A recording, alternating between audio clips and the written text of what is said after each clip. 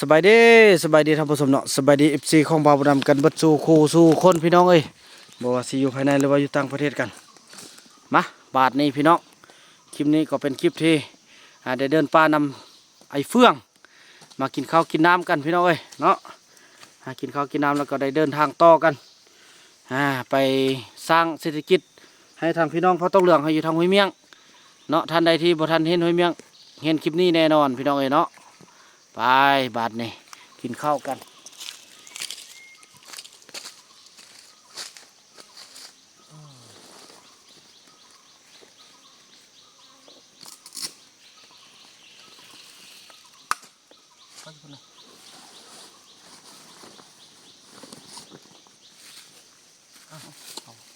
ข้าวมานั่งอยู่นี่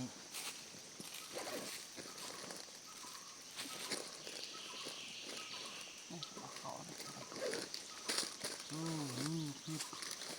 เอาไฟมาตกๆได้นี่เป็นนัวโอเคเลยสนิทสนกเตรียมหั่นนี่ฮะหั่นนกปีมีบ่ลืมจับไปเถอะพี่น้องเนาะปีหลงปูปีนี่บ่ได้มันคมจัดตักกินนกนกอาชีเอาพักให้เอาซุปพักให้แต่มันยามันเน่าเอาขึ้นเอามันเช่าเสร็จแล้วตะปูตะปลาตัวไปยากกันด้วยโอ้ยากทำหน่อยกับเราไปกินข้าวพุ่มอยู่อันน้ำแม่นิดมาลงหอดหวยนี่ก็บัดรอหวยชุดเฮ้ยเป็นเทวดาเลยจะเป็นก่อนขอบน้ำได้สวัสดิ์คือธรรมชาติเอาไปมาที่สองแบบธรรมชาติเลยพี่น้องมีอะไรกินเลยคือไปเสร็จแล้วนี่กินตำเจียนังลี่ไม่จะเป็นนัวมันนี่เราตำเสาสว่าตำแล้วมันตำกำลังตำโอ้สลัดได้นังลี่นี่เอาจะไปท่านี่มันเกี่ยมเครื่องให้เดยโอ้คือกับคนบ้านคนเมืองเนื้อของคนบ้านคนเมืองบางคนซ้ำพี่เราเลยโอ้ยเมียเก่าก้อยยังบ่เข้าแล้วนี่นะหัวจะไปป้านี่เกี่ยมห่อเข้าเกี่ยมของกินเลยพี่น้องเกาหลีนี่นะเมียเก่าครับบ้ามีเกาหลีทูเป็นป้ายห่อข่าวดีๆใส่ไล่ๆมันให้ขอบมันใส่หน่อยยันไปอิ่มใส่เมื่อยอมภาพว่ามันเปลี่ยนแปลงได้เนาะเกาหลีเมียค่อยแล้วคนบ่คำจะเก็บเครื่องใส่ถุงแบบนี้ละสวัสดีจ้าเด้อกินข้าวกินน้ำเด้อหาสมัครข้าเด้องานลูกหลานเดินทางตลอดปลอดภัยความเจ็บอย่าแสดงความไข้แสดงมีเด้อผักส้มผักซาได้โอ้เบื่อมานี่บ่อยนี่เอามาตื้อแม่ขมิ้น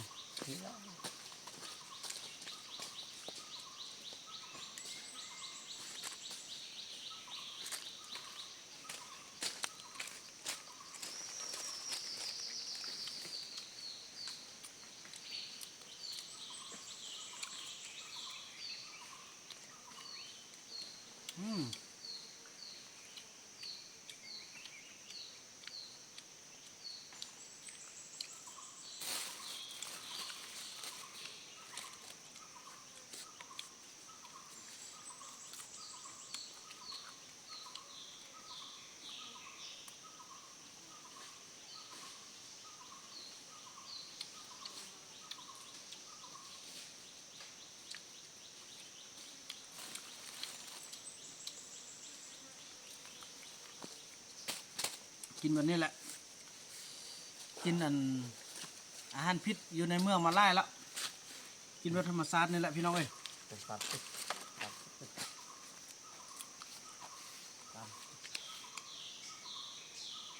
ต้มกินต้มไม่ยาก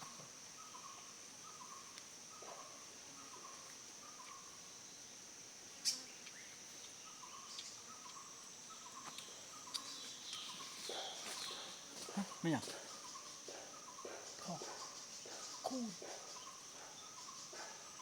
โทษ ตอนนี้บึ้นเขาก็มาฮอดนี่แหละคนบ้านคนเมืองเขา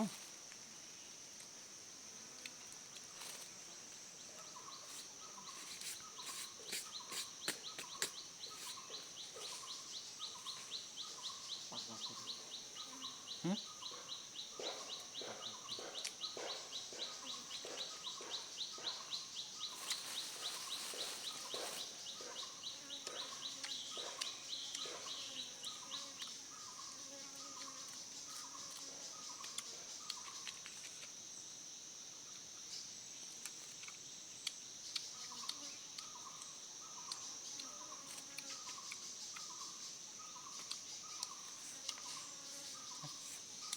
บอกไปอ่ะ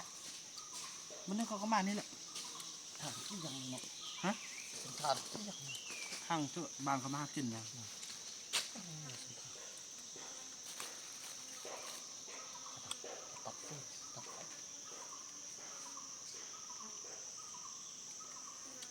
เอามันไม่น้ำนี่สั่ง เดี๋ยวหันบ่ได้เนาะหันบ่ได้โอ้ยแห้งมิติเนาะ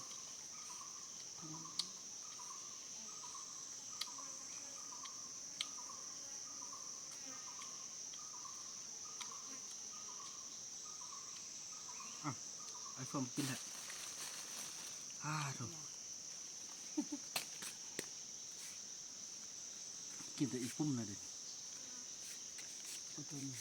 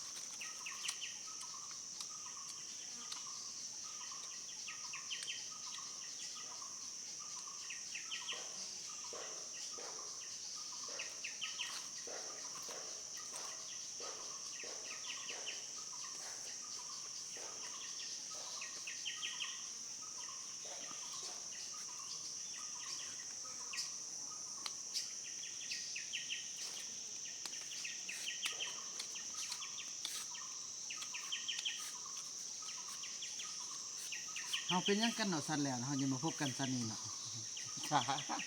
เป็นไอ้นอกันมาแต่สันแล้วบ่ฮะ จะแม่นโอ้ ก็แม่นละเนาะสันแล้วนี่เจ้าต้องเป็นจะเป็นน้องค่อยมาสันนี้จะเป็นไอ้ค่อย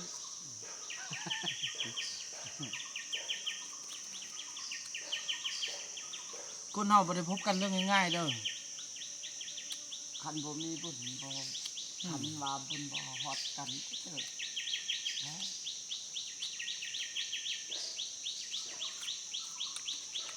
คันค่อยบ่ไปนำแกนหน่อยตอนนั้นก็บ่ต้องเจอเนาะ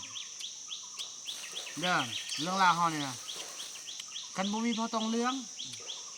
เฮาก็บ่เห็นกันค่อยเป็นนำพอต้องเรื่องกันบ่มีบกทรงค่อยก็บ่นำหาเจ้าอีกย้อนอยากนำบกทรงมาอยู่นำเฮา ไปอยู่พุ่นป่าขับรถจริงกับเขาไปปัดมันหันเขาให้100,000 200,000ก็เอาอยู่ไปสำนันส่งเสื้อตัวหนึ่งกับพวกนี้เขาก็ซื้อให้ มีเวลาเฮาเอาไปส่งเราได้บ่เอาบ่ว่าจะไปอันปอนบ้านนี่เอาไปให้มันเลยไปเลือกเอาตรงงามๆอยู่อันทุ่งน่ะฝากไปให้มันน่ะมันเฮาคิดว่ามันอยู่บ่ได้แต่ว่ามันเฮ็ดให้เฮามาพบกันแล้วเฮาอยู่กันได้เด้เฮ็ดเอาคันมันอยู่ได้แล้วมันบ่กำงามเนาะ น้ำมันก็อาบหรอ เดี๋ยวนี้นะ บ่อาบคือจุเข้าเนี่ยติดมือซะ มิ้นมันละจริงเนาะ บ่อาบเขาไปถามพระจันทร์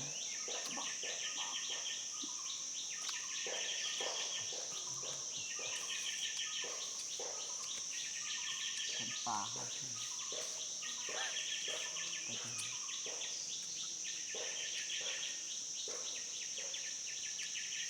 เนี่ยได้เขาก็บ่ลืมเสื้อสายเขาเนาะ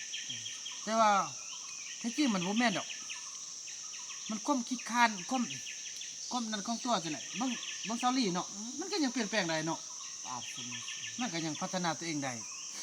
มันมันขึ้นกับนิสัยคนซุแหละ เป็นเสื้อบ่สักเป็นเสื้อก็บ่สักสักเสื้อ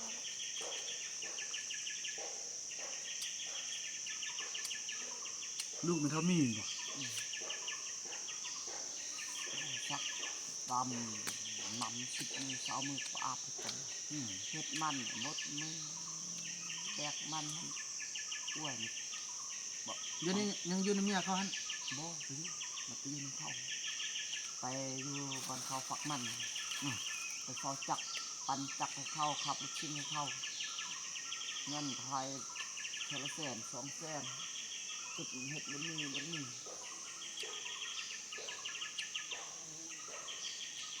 เป็นถ้วยเข้าสน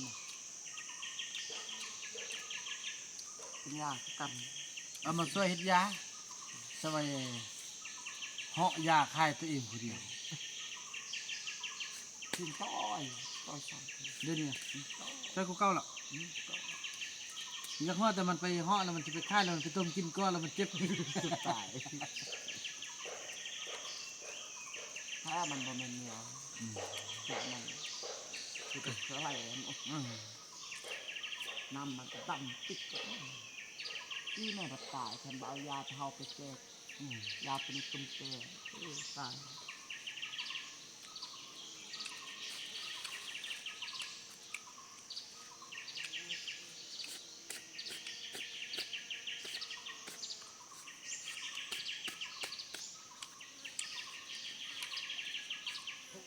นั่นแหละพี่น้องเอ้ย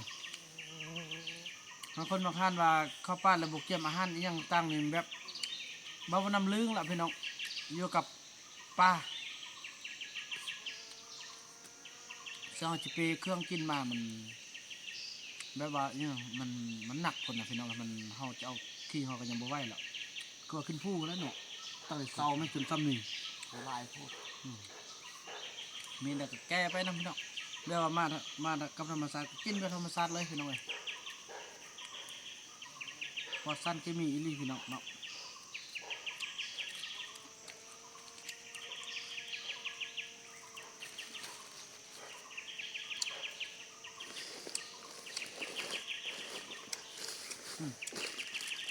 นี่เราก็เอามาแต่ว่าเราต้มกินมันออก ข้าวนอนได้สิกินอยู่หอมานอนสกัดมานอนสกัดถ้าเป็นโทษมาสกัดก็กัด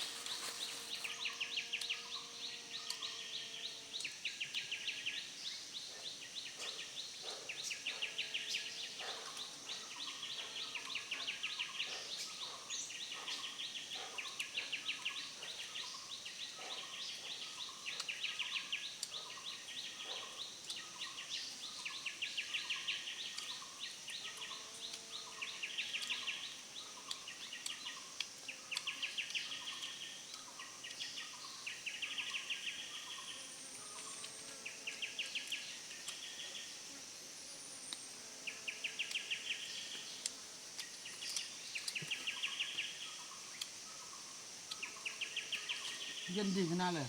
อันนี้แหละเขาไปเอาอยู่บ้านเอาอยู่ป่ามันเจ็บอยู่บ้านห้อนเขาว่าอยู่บ้านพอบ้านไทยอยู่บ้านแห้งเย็นวันใหญ่เอาให้ตุกปักอันอยู่พัดไปอยู่บ้านเถียอยู่บ้านสัตว์ มาแล้วบ่เข้าใจนํเข้าเนาะ สั่นก็ได้เลยมันสั่น อยู่แคมป์น้ำก็บ่ว่า ยุบพูก็ไอ้ดำบนเที่ยง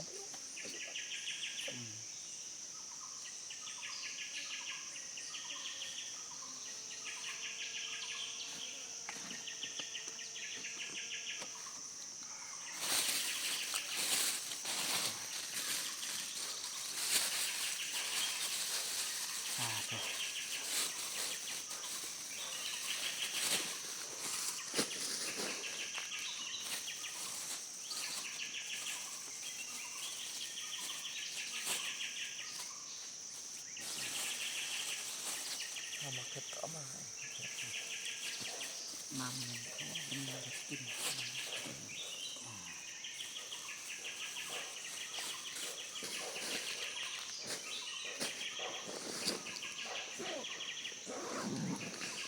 กาแฟยังไม่จันทรีได้เนี่ย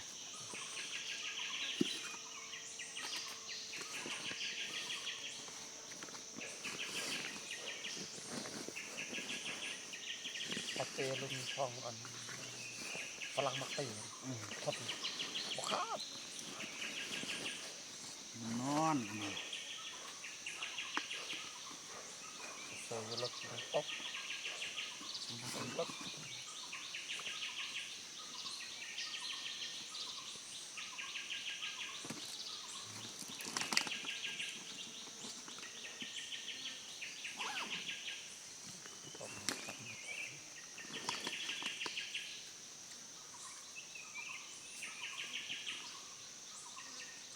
ง่ายตามกำลังง่ายเห็น น่าโอ้นะใช่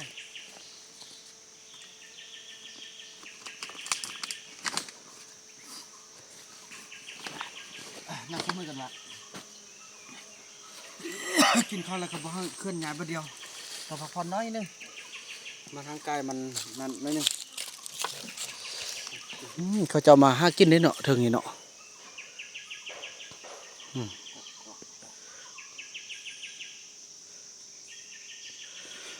นั้นพี่น้องเนาะถือว่าคลิปนี้บ่าวนำขออนุญาตจบคลิปกันเพียงส่ำนี้ก่อนพี่น้องเอ้ยแล้วก็ว่ากันใหม่ในคลิปต่อไปเนาะคลิปนี้บ่าวนำขอกล่าวคำว่าสบายดี